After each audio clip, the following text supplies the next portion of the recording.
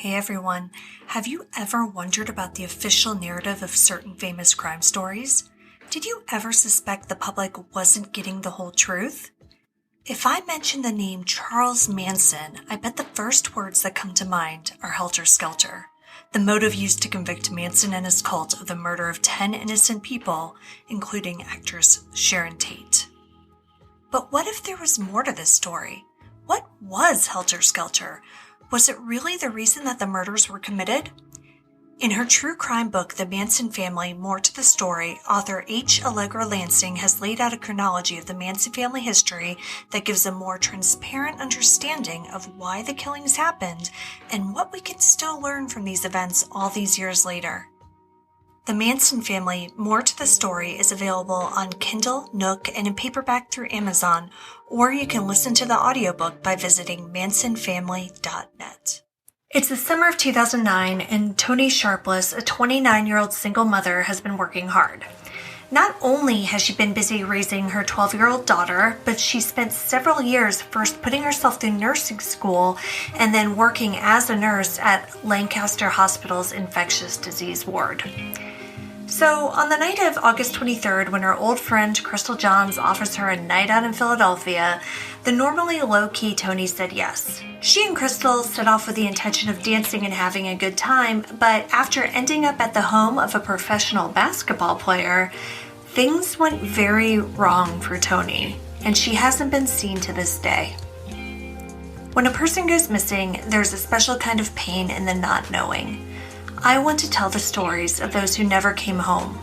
I want to tell you the story of Toni Lee Sharpless. I'm Kona Gallagher. And I'm Ethan Flick. And this is And Then They Were Gone.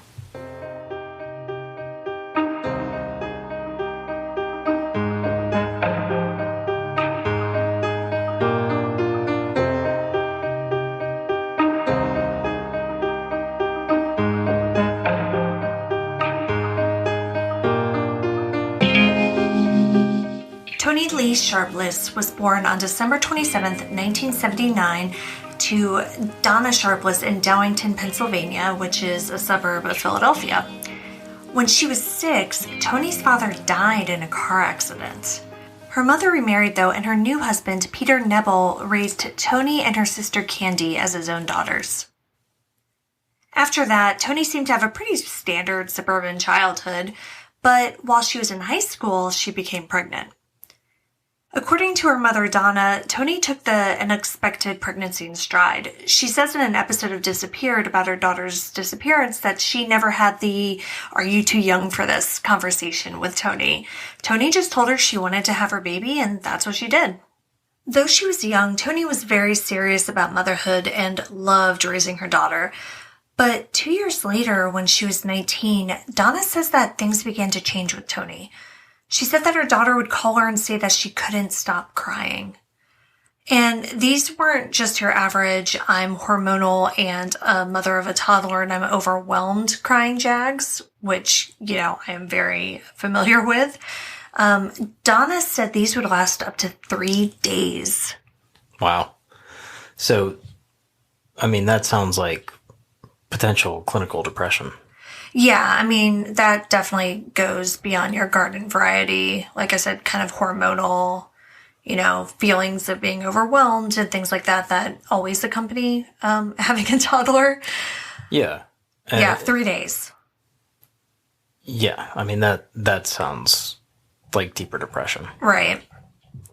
And Toni and her family immediately realized this obviously was not good, so Toni was hospitalized.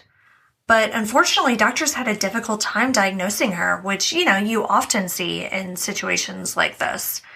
So they couldn't get the right medication, and Toni ended up hospitalized several more times over the next couple of years. During this time, she also used alcohol to self-medicate, which, as you can imagine, did not go well. So who's got the baby at that point when she's going in and out of the hospital? So from what I understand, when she wasn't in the hospital, she had the baby, but her parents were very involved. And so I'm pretty sure that her parents had the baby when she wasn't able to care for her. Gotcha. Yeah, nothing is really said in anything that I read about her child's father. So I just don't think he was really in the picture much at all. Toni had a big scare when she had apparently been drinking and totaled her car. Now, I mean, that's awful regardless, but, and she's so lucky that she didn't hurt herself or someone else, but it's also terrifying considering that her father died in a car accident. Right. Yeah. And her mother does say that experience led Toni to get her life back on track. So, but, it wasn't just like that happened and everything was fine because she still had a mental illness. You can't just, think your way out of that. Yeah, I mean, hitting rock bottom and dealing with one potential issue with the drinking or the self-medicating, that's great. I mean, that's not great. Well, dealing with it is great. Dealing with it is great, yeah. But if you don't treat the underlying issues, you're just going to repeat the same behaviors and find another way to medicate, whether it's not alcohol, whether it's something else. Yeah, exactly. And so, but luckily it does sound like everything kind of started getting better. So after that, Toni was hospitalized again, but at that point she finally received a diagnosis of bipolar disorder. And, she was prescribed medication for that did seem to help. So up to that point, she'd been working weekends as a nursing assistant at a local rehab center. But once she was on these new meds and once she had her diagnosis, it seems like she was just feeling a little bit more stable. So she decided to go to nursing school.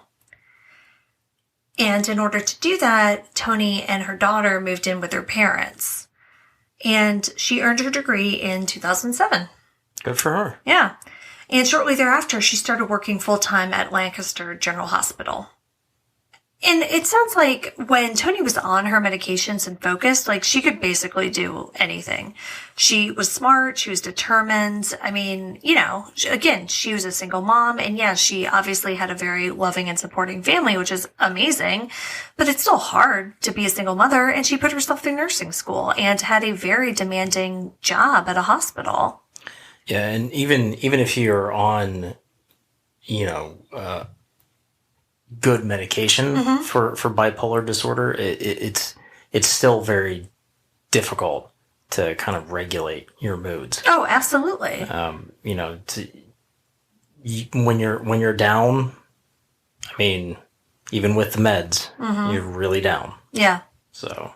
And Toni definitely did continue to experience issues.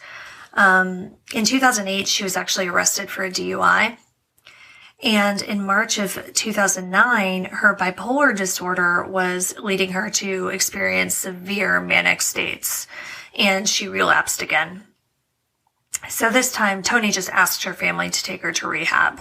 Because, she knew that she just couldn't continue the way she was. And that is the thing with medications like this is they don't necessarily work forever. And you often have to adjust dosage. Like sometimes you have to try different combinations. Yeah, it's definitely not a one-size-fits-all thing. No, not at all.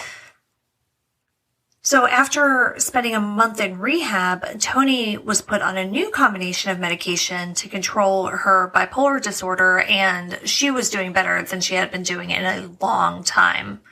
Toni's sister Candy says in that episode of Disappeared that I mentioned earlier that, Toni wasn't supposed to drink on that medication. But, Toni had been a drinker, and not just for self-medicating, just like in general for fun or, just socially. Not a whole lot to do in Lancaster, Pennsylvania. So. Yeah, so, but Candy, her sister... Take it from somebody that grew up in a small town in Pennsylvania, There's a reason why Live wrote a song called Shit Town. So... Well, exactly. And so, drinking was just generally a part of her life aside from, any bipolar issues or whatever other issues she had. But Candy, her sister, was really supportive of her and wanted to see Toni do well. So she would, really try to come up with things for them to do that didn't involve drinking and, just try to help her out in that way. Yeah. On August 22nd, 2009, Toni had just gotten off of working the night shift at the hospital. Now, this is where the story gets crazy to me, and this is not at all even the crazy part of the story. So we should tell our listeners what you know, which is that I am the worst person in the world when it comes to sleep. That is very true. I am neither a morning person nor a night owl. No, and you do not sleep through the night. I don't sleep through the night, and I cannot wake up in the morning. Like, at all. Ever. Yeah, no, it's great having a bunch of kids dealing with that schedule. Okay, in my defense, like, you were gone by 5:30 this morning, and then I was here with all the kids. That is not true of every morning, though. No, you're right. But we're on pandemic time, and whatever. There anyway. are no rules. Yeah, so as you know, anyone who stays up super late or wakes up super early on a regular basis is like completely baffling to me. I cannot understand either thing. I don't understand why anybody would ever do that or how or anything. Like, I literally just don't have the brain power to understand that. You just get into a pattern of doing it. Your body adapts. Well, exactly. It's not great. It's definitely not healthy for you, but, you know. So what you're saying is I'm just like a healthier, better person than everyone else. No, because you just don't sleep. That's not healthy at all. Okay, well, but I do want to talk about this because, you know, you have worked the night shift like Toni over like many times over the course of your career. Yes. So this is what I want you to do. I want you to go back to when you were in your 20s and working midnights. Let's say you get off at 7 a.m. And you don't have to go back into work that night. So it's like your day off the next day. All right, so can you walk us through a typical day? So you get off of work at 7, and then what? So if I get off of work at 7 and I don't have to be back that night, so I've got a day or two off. Yeah, we'll just say a day or two. You know, you either go to sleep right away for a couple of hours. No, like, what's a couple of hours? Like 2 or 3. just to get that edge off. Okay. Or you just force yourself to stay awake, which I did very often. Really? Oh, yeah. Yeah, because, you know, if you've got a couple of days off or even a day off, you want to get back onto, like... A nighttime schedule? No, like a normal schedule. So that you can that's what I mean, like sleeping at nighttime. Yeah, because you want to do things, you know, during the daylight hours with your friends. So if I got off at 7 a.m.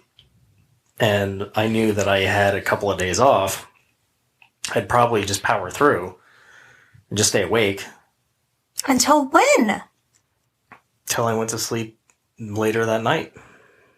Okay, so that sounds awful, first of all. It's not great. Yeah, but, like, apparently that's what Toni did. So Toni's mom said that it was typical for Toni not to go to sleep after her shift if she didn't have to work that night. Yeah. So, like, she would just power through, like you said, and stay up all day. And that absolutely 100% sounds like my nightmare. I cannot imagine a worse way to live my life.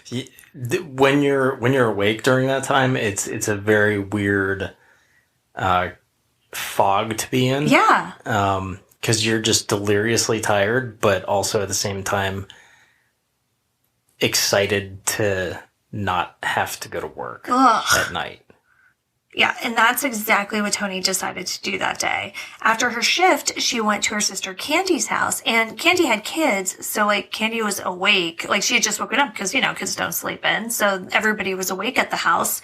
So she went over and they hung out and, like, sat on the porch and had coffee and, you know, she played with the kids and things like that. And then they made plans to go shopping that day. Because, again, like non-drinking activities, keeping Toni busy, stuff like that. Yeah. So they decided to go shopping all day, and they invited Toni's old friend, Crystal. While they were out, Crystal spoke with her friend Matt Green, and he invited them all out to clubs in Philly that night. I see. No, that's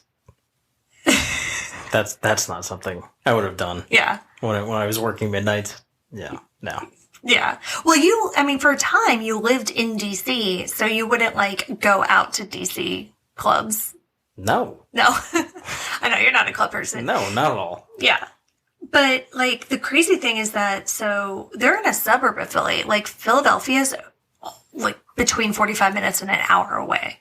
So they got invited to go to clubs in Philly. Yeah, in Philly. Wow. Yeah, and so obviously Candy was no, that sounds terrible. And she declined. But, to her surprise, Toni said yes. And again, going to a club after being awake at that point for over 24 hours seems like a terrible punishment to me. But Toni and Crystal were excited and ready for a good time. Crystal's friend Matt, the one who called and invited them out, was the brother of Willie Green, who played for the Philadelphia 76ers.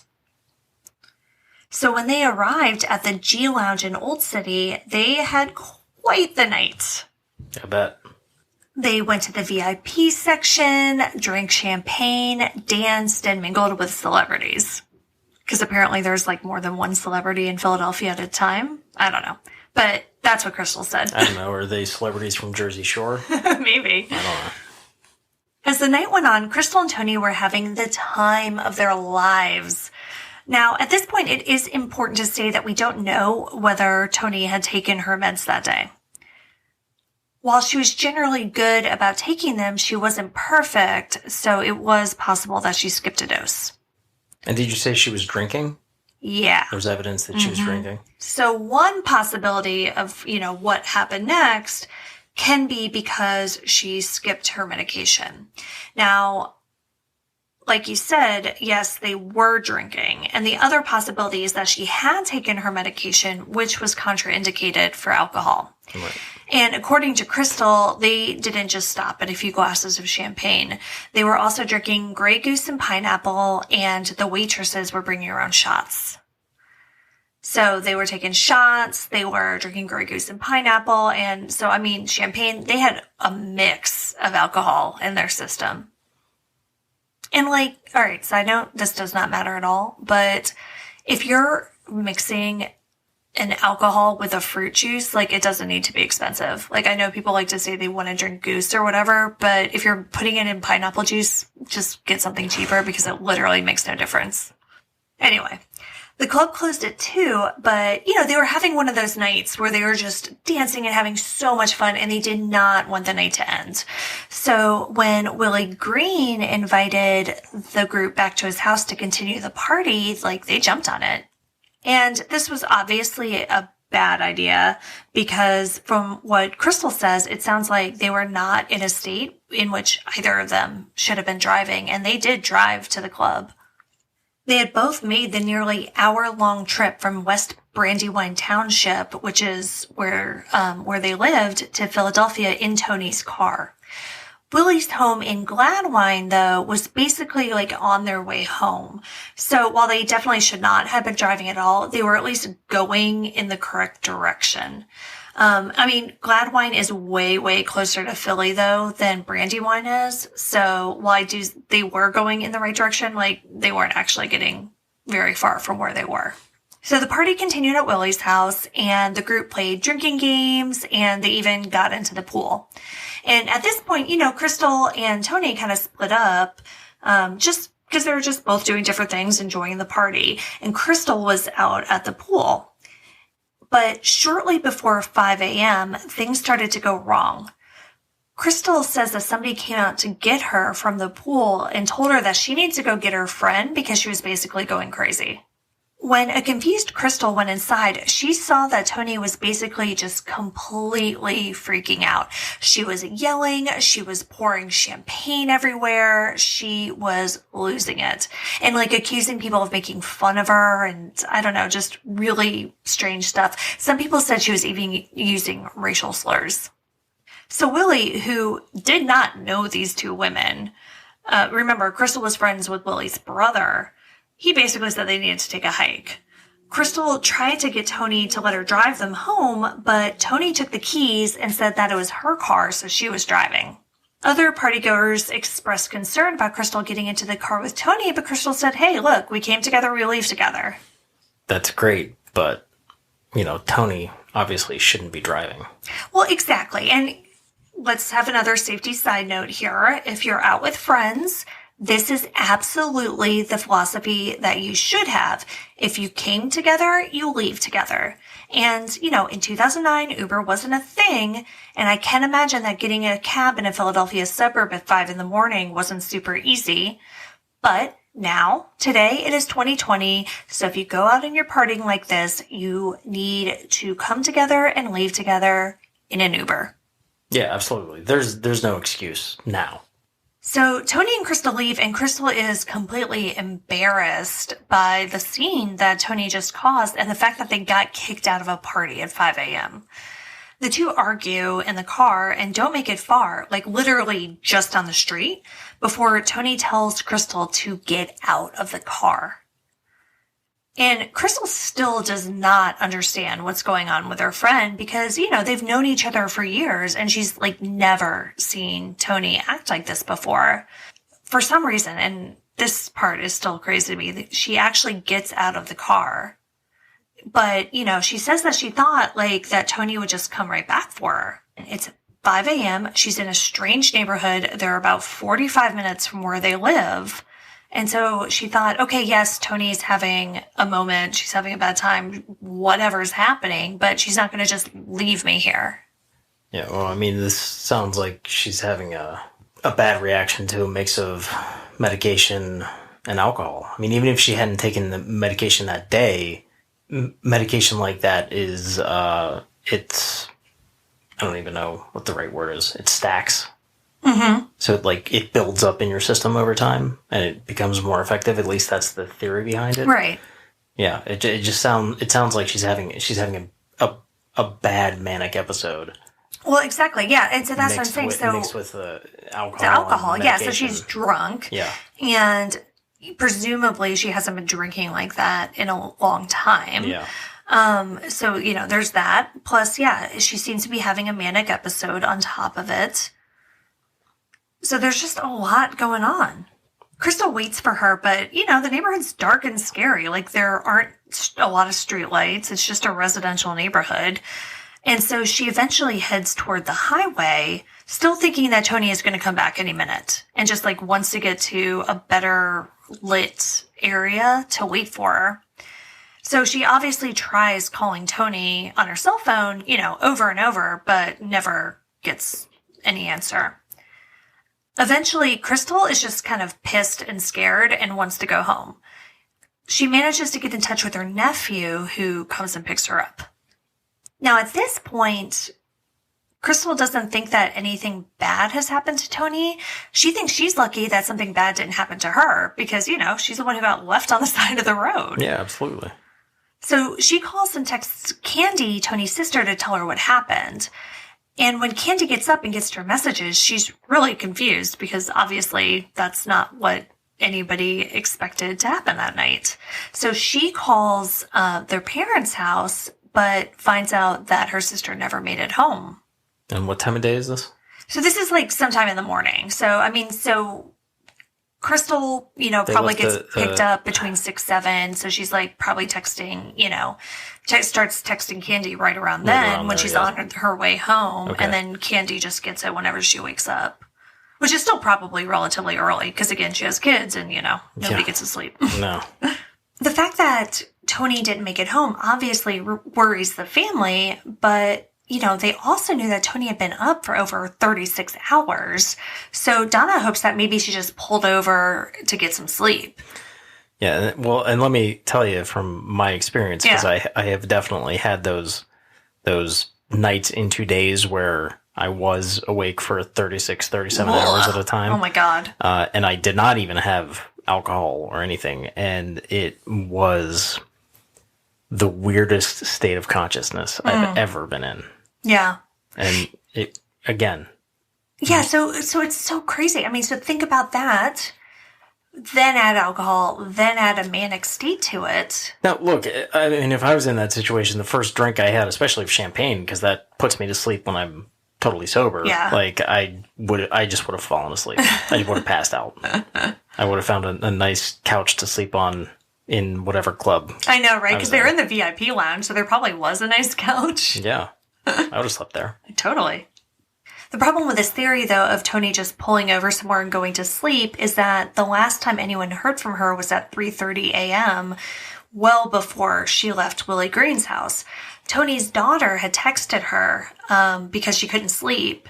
And, Toni texted her back and said, hey, good night. I'll be home soon. Get some sleep. Love you. And what time was that text? 3:30.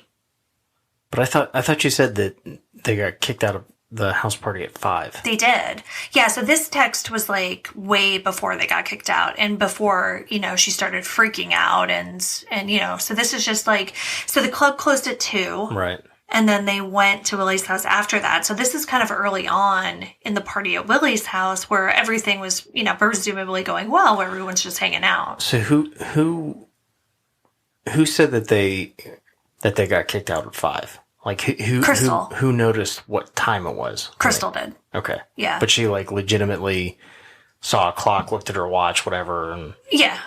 okay. Yeah. I just didn't know if that was like an estimation or something. No, I mean, give or take a couple of minutes. I'm sure it wasn't 5 o'clock on the dot, but Obviously, yes, but yeah, no, it was right around 5 o'clock. And Crystal said that, Willie said that, everybody they interviewed said it was around 5 o'clock. So yeah, so the last time though that anybody heard from Toni was that 3:30 a.m. text, and they said that it was completely out of character for Toni to not come home without calling or texting to let them know. So, Donna, her mom, is saying, yeah, she very well could have, pulled over to sleep, but she would have just sent me a text to say, hey, this is what I'm doing. So all day Sunday, Candy, Donna, and Crystal are calling around trying to find out where Toni is. They all knew that if she was just hanging out somewhere, that she would have been in contact. She had a 12-year-old daughter, after all, and Toni never just bugged out. That just wasn't something that she did. She was very close with her family, and they were always in contact. So their first thoughts at that point, when, Sunday morning's going by and she's still not showing up, was that, okay, well, she definitely wasn't taking a nap somewhere. Now they're thinking, oh no, did she get into an accident? Did she get arrested for a DUI? What's going on? So they started calling jails, hospitals, going through the whole thing, and nothing.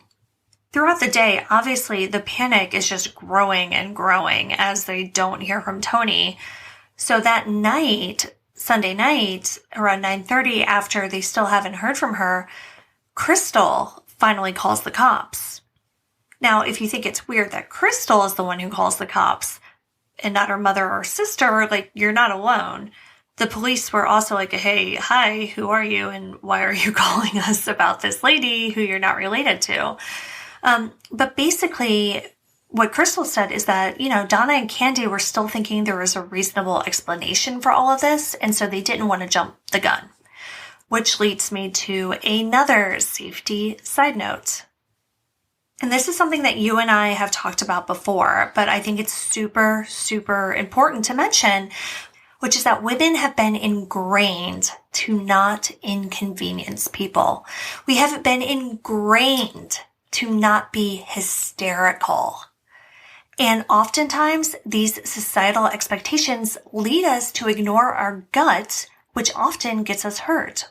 Or in this case, prevents family members from calling the police when they know something is terribly wrong. And if anyone out there has not read The Gift of Fear by Gavin de Becker, I highly, highly recommend it. It talks in great length about this very issue and the negative consequences that women often face because of it. Yeah, and from a police perspective, that's detrimental to the investigation also. Yeah, you're losing hours. Absolutely. It's in a missing persons case, it's crucial to get as much information as you can right up front. Right. And start trying to determine what happened. Yes. And we talk about this in the Cindy Song case where, it's kind of the flip side where she was reported missing and the cops didn't really get going on it. Yeah. So, if that's something you have to potentially contend with, it is that much more important that as soon as you think something's wrong, you tell them because you don't want that delay to be on your end. Yeah, absolutely. Let me make it absolutely clear that I am not blaming Candy or Donna in this. But, they were reticent to get the police involved after Toni, who was clearly in an unsafe condition when she was last seen, she already hadn't been seen for 16 hours at this point. And that's a long time. And if Crystal hadn't called the police at 9:30 that night, how many more hours would have gone by? My safety tip is listen to your gut and don't worry about making a big deal out of nothing, because you will much rather just feel kind of dumb, when the person comes strolling back in the house than thinking, oh my God, what would have happened had I done something sooner? Yeah, I mean, it's also important to note that, if you make a phone call like that to the police and you're concerned about a family member, you're not going to get in trouble. Right. I understand that people think that there's, charges that can be brought up if you make a false 911 call. Oh, but you don't even want me to go down that rabbit hole of false 911 calls and people who don't get charged with that. Sure, but this is not one of those cases at all. But, if you have genuine concern, and tell the police. Yeah. Call them. Yeah, and they might blow you off, but at least you've done your part and you've gotten the ball rolling. Right, and they might not. Right. And they might start an investigation. And, right then. Yeah, and it could make a difference. Yeah. And like you said, maybe they stroll in an hour after the investigation is going on. Well, guess what? Police conclude their investigation and they move on. Yeah, everybody goes home. Everybody goes and eats dinner. Yeah, we're cool. And the cops in that situation, I can guarantee you, are not going to be angry about it. Right. Because they're going to be like, well, that's the end of my shift. Yep. Let me just fill out this paperwork, finish up this report. Go home. Case closed, I go home. Mm-hmm. So after the report is made, Brandywine police start investigating because that's where Toni lives.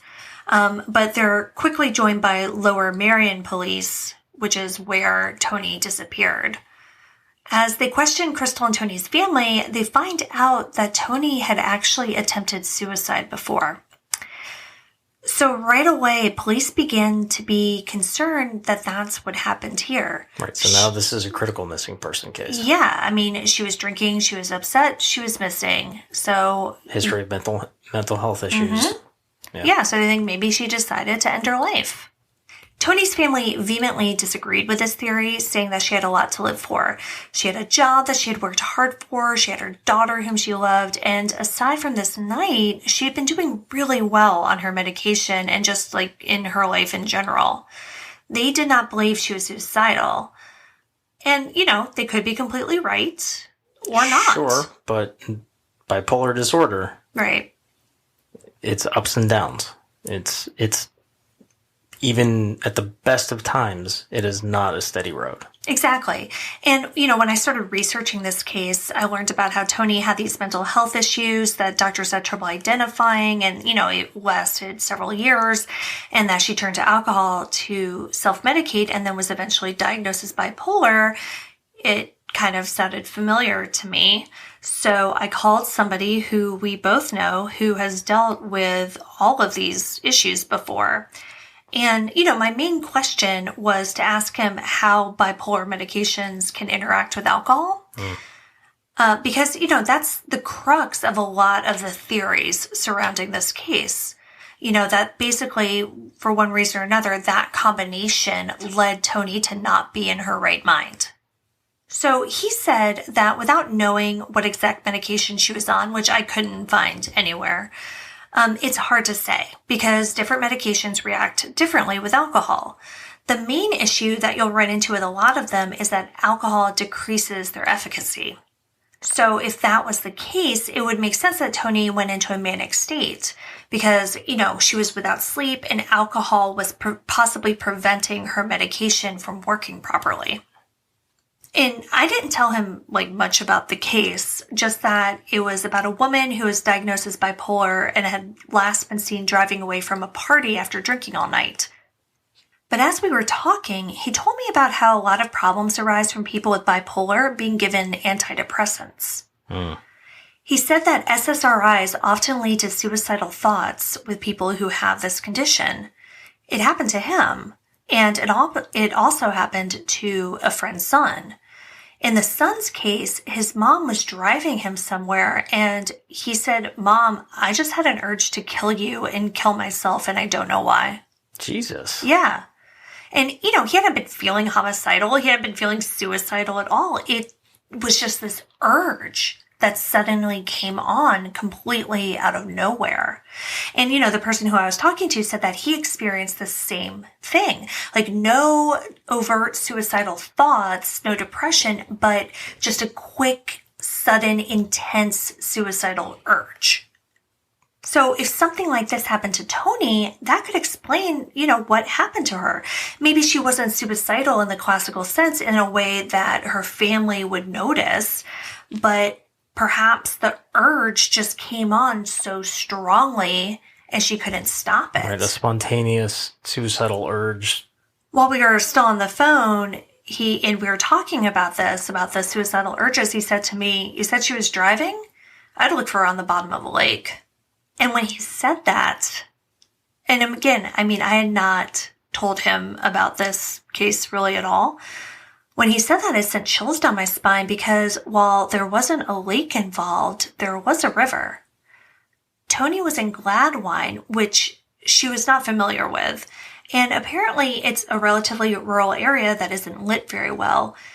And as her parents were searching for her in the days after her disappearance and kind of looking at the map, they saw that it would have been very easy for her to miss her exit and end up going toward the Schuylkill River. In fact, they believe that she could have mistakenly driven down a boat ramp and driven straight into the water. So, her parents say that, she could have accidentally driven into the water. She also could have easily, if she had the suicidal urge, just driven off the boat ramp straight into the water. So, regardless of the reasoning behind it, even police agreed that that was the best location to search. Mm-hmm. Yeah, it was a very likely scenario. Yeah, when you're talking about all this, my thought was, where was the car? Right. Because that's a good place to start. So. Well, yeah, exactly. Car's not there. Yeah, body of water nearby. It's probably the best place to start. Mm-hmm. And so they do. They went to the river and they investigated, but they couldn't find any evidence of a car going into the river. So basically they couldn't justify the expense of a river search. And I don't know, what evidence you would find of a car going into the river. I don't know, tire tracks, skid marks. You're not going to leave skid marks if you are just driving. If you're gunning it. If you just drive into the river. Yeah. So I don't know. But luckily, a nonprofit called Texas Equusearch came up and conducted a search of the river themselves. They were accompanied by Lower Merion police, and they used sonar to search the bottom of the river. And after that, it did not take long for them to find a car.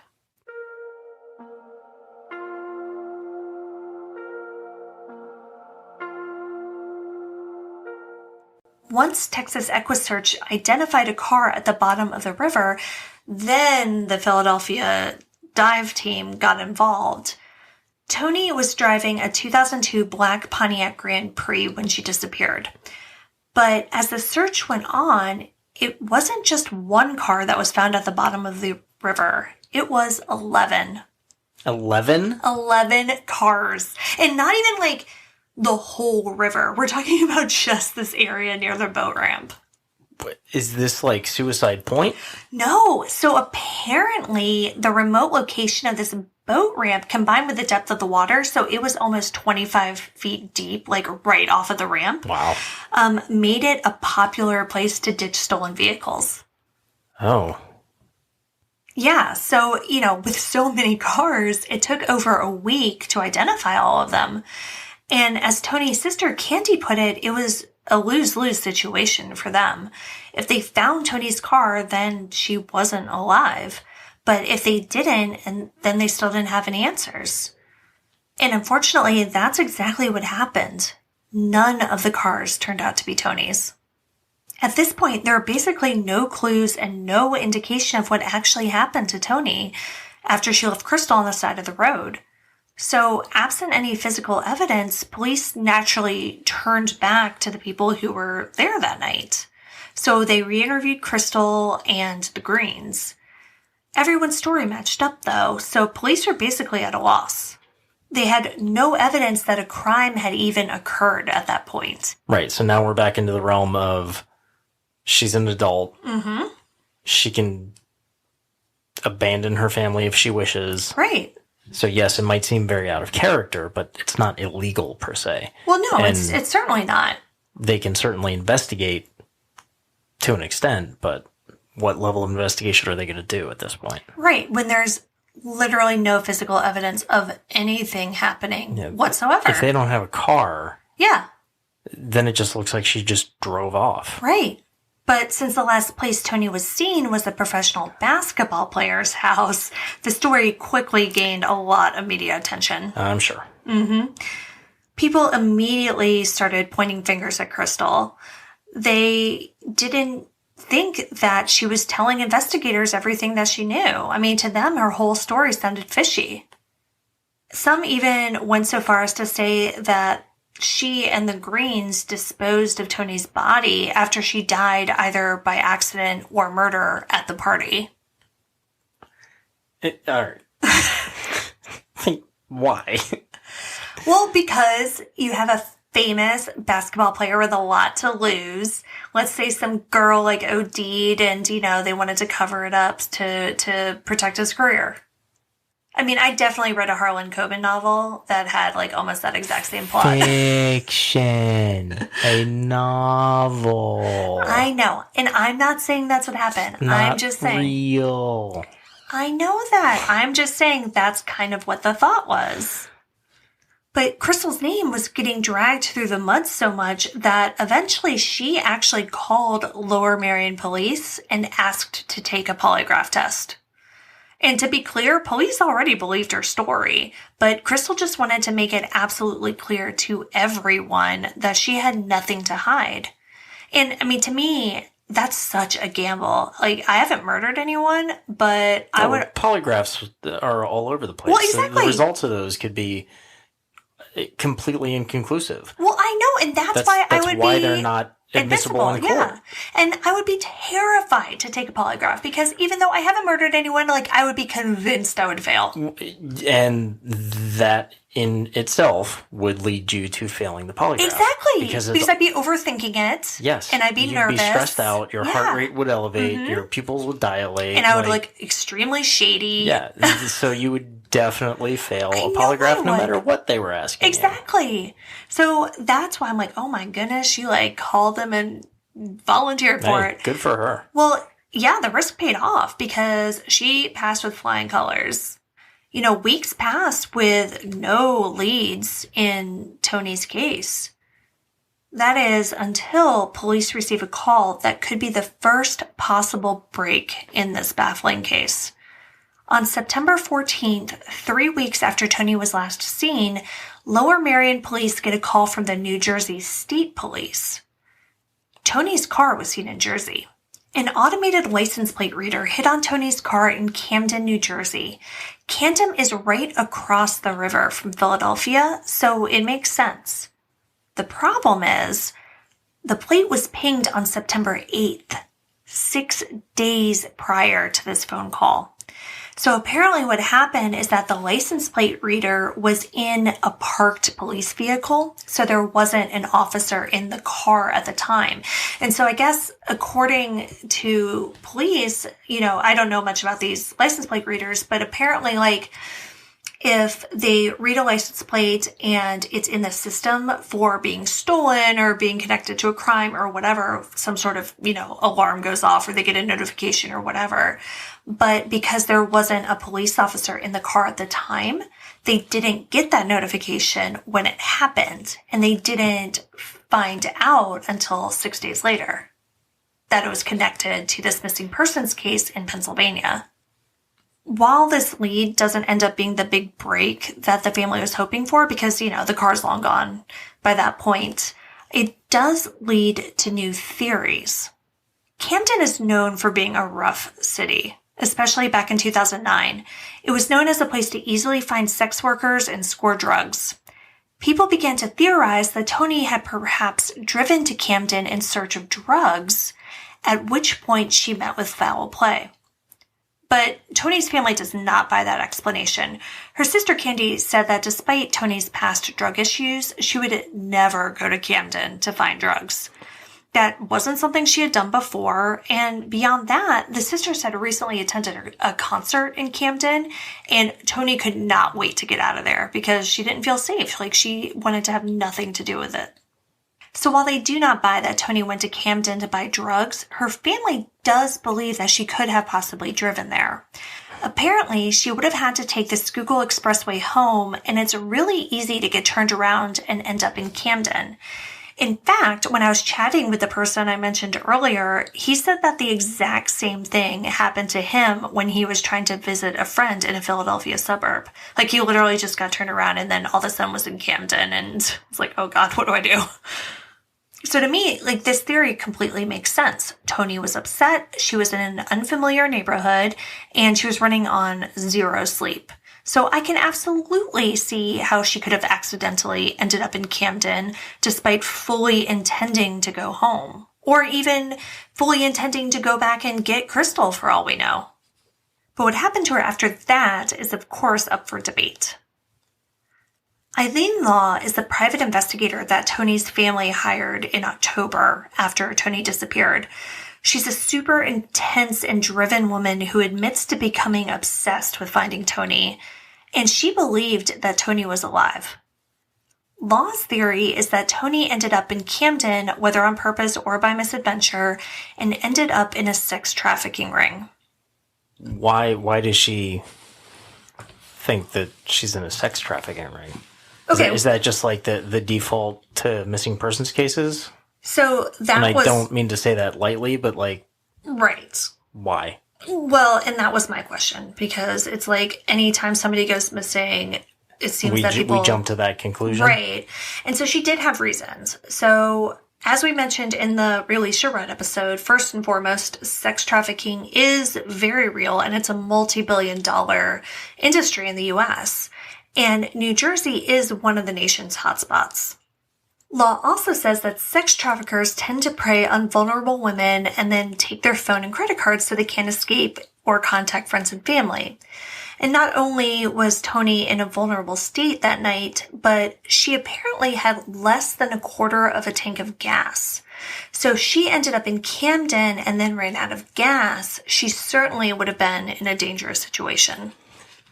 But nobody in Camden knew she was a vulnerable person.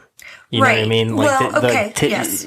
Typically, if you're talking about sex trafficking, you're talking about people grooming them to get into sex trafficking. Exactly. And it's somebody... It's not like somebody... It would seem... It seems very far-fetched for me for this person to be having a manic episode, get lost, end up in Camden, New Jersey, and then, you know, is this Taken, the movie? Where they like, by happenstance, stumble across the perfect victim for sex trafficking? That just seems really unlikely. Right. And, you know, and it's interesting because when Eileen's talking about this, to me, she's almost contradicting her own theory, because she talks about how sex traffickers will go to like bus stations and train stations and places like that and kind of look for people there.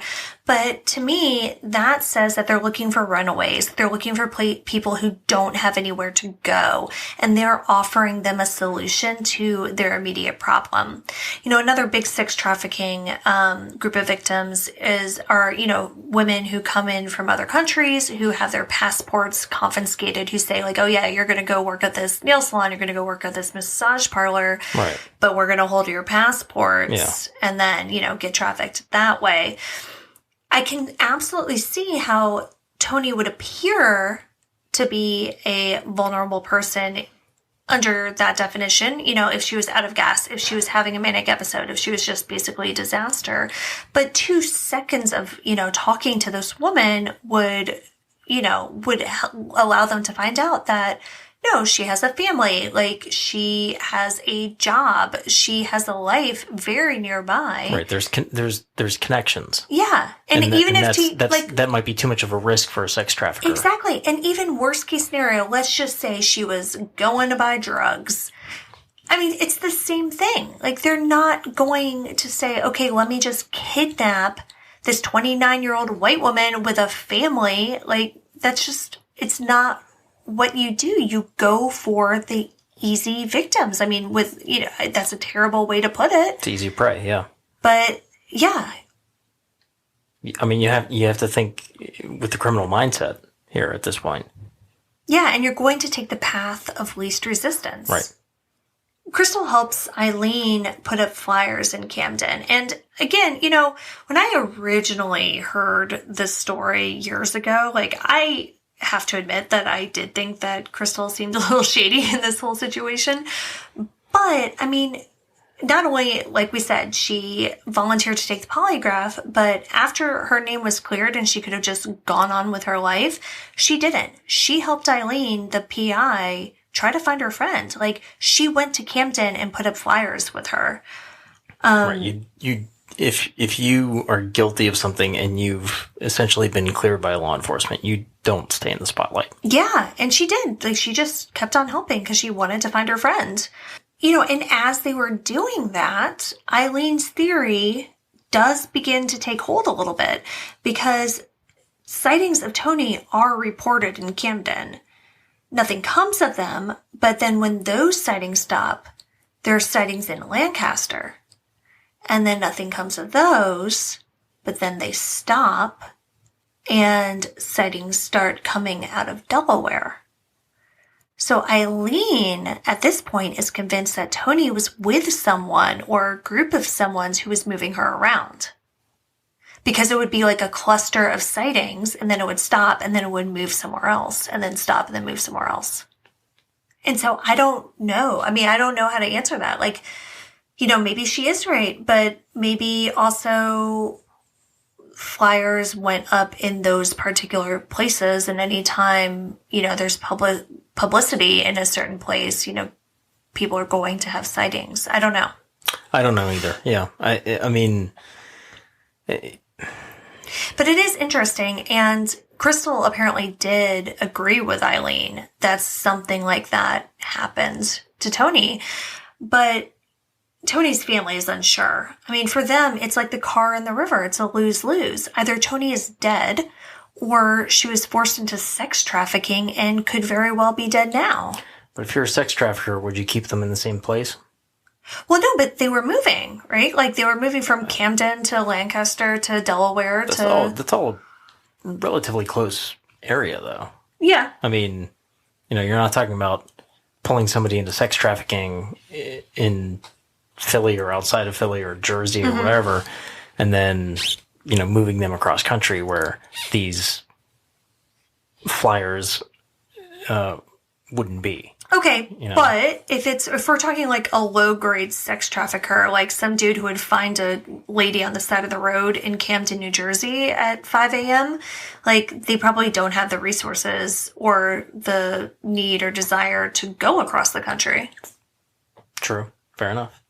Over the years, there continued to be periodic sightings of Toni, but none that ever pan out, and her case grows cold. That is until Eileen receives a shocking letter in December of 2012 from someone who said that they knew what happened to Toni. All right, hon. So I'm going to actually have you read this letter. And this is verbatim, like spelling mistakes and all. And, right now you are hearing everything about this case for the first time. As with every case, yes. Yeah, except when I asked for your Pennsylvania expertise in pronouncing Schuylkill.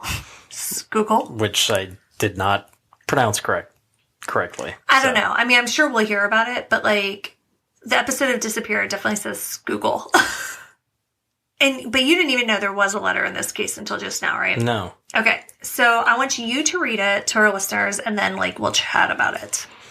So here you go. Dear Eileen Law, the police in PA do not have a tip line. Well, that's not true. Okay, We'll discuss after. Oh, okay. Just read the letter. Okay, all right. Sorry. I'll start over again.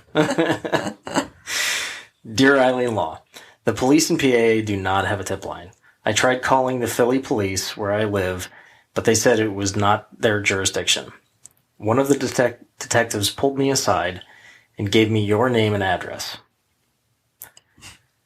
In the last few days of September 2009, a friend in Camden called me and offered me money to move a car from Brooklawn, New Jersey to Boston, Massachusetts. He told me he would pay me $5,000 cash, plus I could have the plates. He asked if I knew anyone 27 or 29 that wanted to paper trip, so he gave me a social security card. I drove the car, a black four-door Pontiac Grand Prix, and drove to a auto body shop outside of Boston, Mass. I took off the plates and with a black magic marker wrote down the last 5 digits of the VIN number and cleared out the glove box. I came back to Camden a day later and he told me that the car was not stolen but missing. He said a friend of his, a cop in Camden, got into a fight with a girl. She died and he needed to get the car out of Jersey. About a month ago, my daughter was playing in the garage and found the box with the plates and SS card. I had forgotten all about it. The plates are DND 7772 and the SS card, parentheses, Sharpless, cell phone number was written here, in parentheses, and the last 5 digits of the VIN are, parentheses, the last 5 numbers of Sharpless vehicle's identification number was written here in parentheses. Because of Hurricane Sandy, I had to visit Jersey to help friends clean up. I decided to drop you this letter. What happened to Toni, I don't really know. All I know is that she had a run-in with the police, and I was paid much-needed cash to get the car to a shop in Boston. Okay. That was a very difficult letter to read. It's not the best written letter that I've ever read, but there's a lot to unpack. Yes. To be clear, the letter writer is saying that his buddy knew a Camden police officer who got into a fight with Toni, killed her, and then the buddy paid him to drive Toni's car from Brooklawn, New Jersey, which is about 5 minutes from Camden, to Boston, Massachusetts, which is about 300 miles away. In return, the unidentified letter writer was given $5,000 and was allowed to keep the license plate and Toni's social security card, presumably so he could sell them later to somebody who had stolen a vehicle, who wanted to have a new identity, etc., etc. Okay, so what I find interesting about this is that he apparently never sold the license plates or social security card and just instead took the $5,000 and threw Toni's stuff in the garage where he forgot about it for almost 4 years. Right. So then his daughter finds it and his conscience gets the best of him and he writes this letter to Eileen, but instead of sending the license plate and or social security card, he just writes numbers down. Where'd you get Eileen's contact information? He said that the detective at the Philadelphia Police Department pulled him aside and gave him Eileen's contact info. Bullshit. Yeah, because this is after he said that police in PA do not have a tip line. Bullshit. Right, and that he called the Philly police where he lives and they said it was not their jurisdiction. Bullshit. Well... They're not, you don't think so? Even if it's not their jurisdiction, they're not going to blow that off. Well, yeah. And then if you're calling and they are blowing you off, how is a detective pulling you aside to give you the PI's contact info? Thank you. If a detective's involved, they're going to question this guy. Mm-hmm. Even if it's not their jurisdiction, even if it's not their case. Like... They're not going to be like, oh, here's this private investigator I know that's working on the case. Yeah, like at the very least, wouldn't they just direct him to the Lower Merion Police Department? Yes. Yeah, exactly. They're not going to be like, hey, this PI is involved in this case. Yeah. They're either going to question that person themselves, at the very least for their own edification. I mean, this is, these are career detectives. Right. Or they're... Well, not necessarily, because... Well, I guess, no, he did say a detective. A detective, yes. Yeah, you're right. Or they're going to, like you said, here's the jurisdiction, here's the number you need to call. Mm-hmm. They're not going to refer you to a PI. Yeah. So, okay, so let's get back to the substance of what he was saying, though. Right. The license plate number that he gave in the letter was correct, but that was also on all of our missing flyers and the news, whatever. It has been made public. Exactly, so that really doesn't matter. But more interestingly, the partial VIN was correct. And that had not been publicized. And neither had Toni's cell phone number, which the anonymous letter writer wrote instead of her social security number. So in that part where he's like, oh yeah, I have a social security card, here's the number, he didn't write a social security number, he wrote Toni's cell phone number. Which is weird. Not a sure killer. I think it is weird. I don't know. I think it is weird. To me, like... How would you have that info? Well, exactly. To me, it seems like this guy was being told some information. Like, I don't know. I don't buy his story, but he does have information that he shouldn't have. The whole Camden police officer killing her thing. What are your thoughts on that? Bullshit. Why? Okay, well, I'll tell you. Are you ready for tinfoil hat time? Go for it. Okay, because I'm ready. So, let's explore the basic idea that Toni was killed by a police officer. Okay. We know that Toni was driving under the influence. We know that she was probably driving erratically. It's not unreasonable to think that she could have gotten stopped for a DUI or even had an accident. And if she was stopped by a bad cop, maybe things went wrong. Okay. What year is this? 2009. Okay. Radio runs. Okay, no. Okay, so. Body cam. Oh, body cams. Dash cam. We live near Baltimore. You're going to talk to me about body cams? They have dash cams. Yes. There are radio runs. There's no way that this cop is pulling somebody over and not calling in that he's pulling somebody over. Well, funny you should mention that. Because you may not be familiar with this case. In 2015, Daniel Holtzclaw, who was a police officer from the Oklahoma City Police Department, was sentenced to 263 years in prison for multiple crimes, including rape, sexual battery, and forcible oral sodomy, and more, involving 8 women. So what he would do is he would pull over women, and he would do a radio run or whatever you call it. He would do a check on them, basically, to see if they had any, I guess, warrants or outstanding... Warrants or warrants, yeah. Ticket. Yeah, exactly. And so if they did, he would use that information to coerce them into having sex with him. And then in 2017, 2 former New York City police officers were sentenced to 5 years of probation after raping a handcuffed 18-year-old woman that they had arrested. They received such a light sentence because at the time it was legal for police officers to, quote, have sex with someone who was under arrest. What? Oh, yeah. In fact, at the time, it was legal to do so in 35 states. Now, in 2020, it's legal to do so in 34 states because after this case and these cops basically received no punishment, New York changed their law. So my point is not that this is what happened, but that it's not completely unprecedented. And, I do not at all believe this letter is 100% true. There are just too many logical holes to it. That just doesn't make a lot of sense.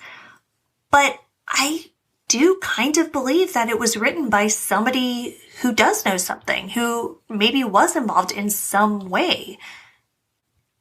And maybe they do know what happened to Toni on August 23rd, 2009. And maybe it was that, maybe it was something similar, maybe it involved different people, maybe whatever, but I don't think it's a complete hoax. I mean, I agree with you. I don't think it's a complete hoax because there is information in there that he shouldn't have known, the letter writer. Right. But that wouldn't, in fairness, be impossible to figure out. So the VIN number, for instance, was not publicly released anywhere. And, but apparently, like, there are ways to find VIN numbers. If you have the license plate number, you can look it up. You can do whatever, I guess. I don't know. But apparently there are places online where you can find VIN numbers based on license plates. Cell phone number, though. Yeah. So that's one thing that nobody does have a really good explanation for. Unless this guy had it. Right. And then he knew Toni in some way. And he's guilt-letting. Yeah. He's trying to ease his guilt. Right. By putting this false letter out. Yeah. And so, yeah, I do, like I said, I just do think that there is some truth to it. But do you want to tighten the tinfoil hat a little bit more? Oh, boy. Go for it. Okay. So around the same time Eileen received this letter, police received a few weird phone calls. One was from a man claiming to be from the Canadian Security Intelligence Service, which is Canada's CIA. And he said that Toni's car and a woman fitting Toni's description had been found on the property of their Toronto office. So police, called the Toronto office and was like, oh, hey, by the way, like, do you have our missing person? And they were like, yeah, we have no idea what you're talking about. And then soon after that, somebody else called who claimed to be a sheriff's deputy in South Dakota. And they said that they had Toni's car. But the name he gave didn't exist. And, they called the sheriff's department in South Dakota. And again, they had no idea what they were talking about. And police actually determined that the same man made both calls.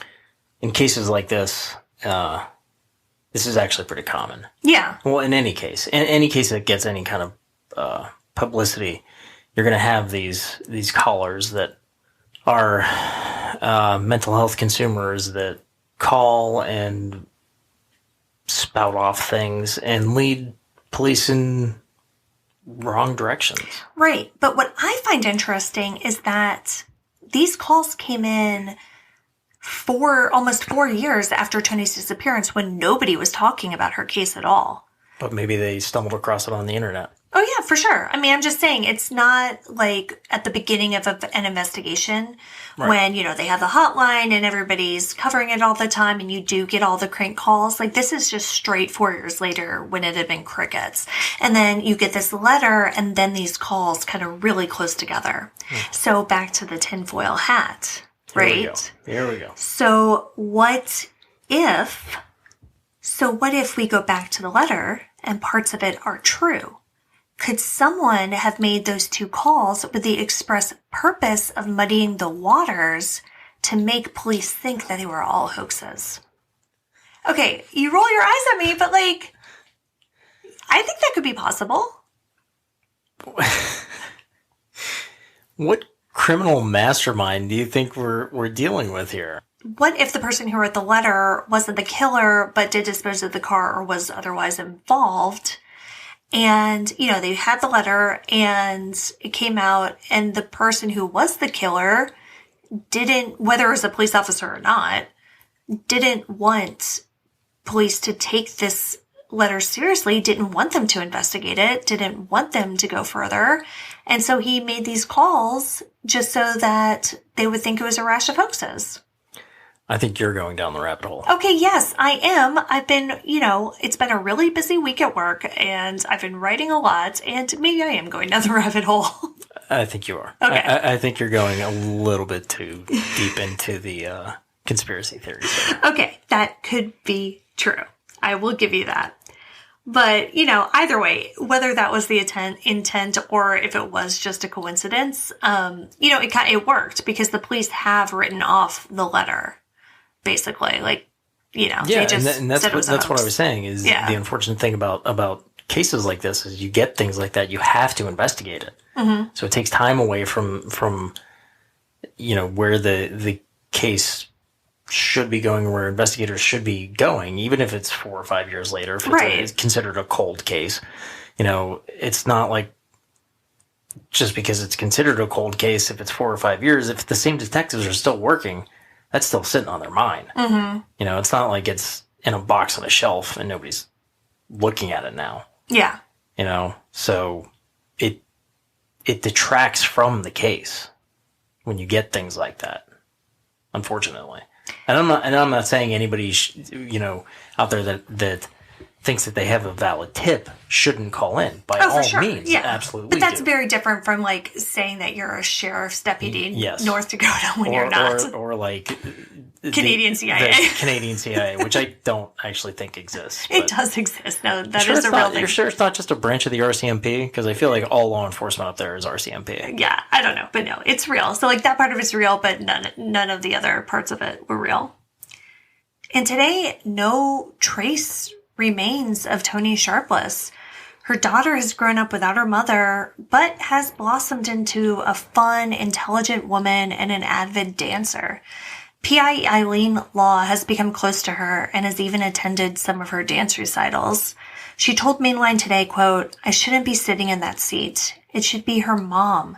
It pains me to know that her mom isn't there. I've come to love them like my own family, and I want closure for all of us," end quote. Toni's mom, Donna, is a little more circumspect about the idea of closure. She told the Philadelphia Inquirer, quote, "I never understood when people would say I need closure, but I do now. It's like a big, dark hole in my life, and there's no end."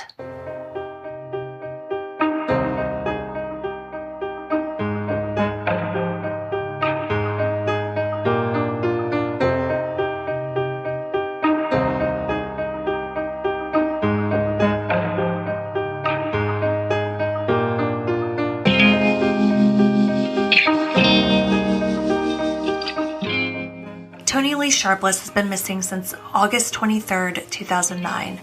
Toni was driving a black 2002 Pontiac Grand Prix with tinted windows and a PA license plate DND 7772.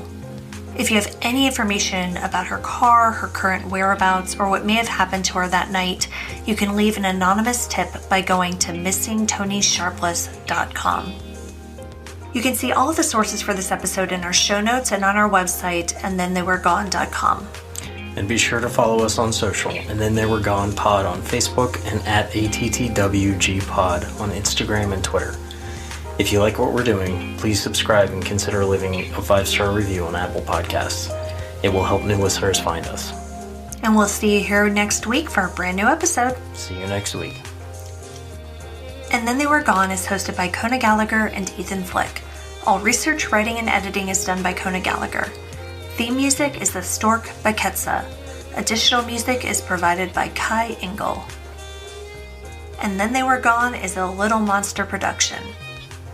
Hey, you can do it!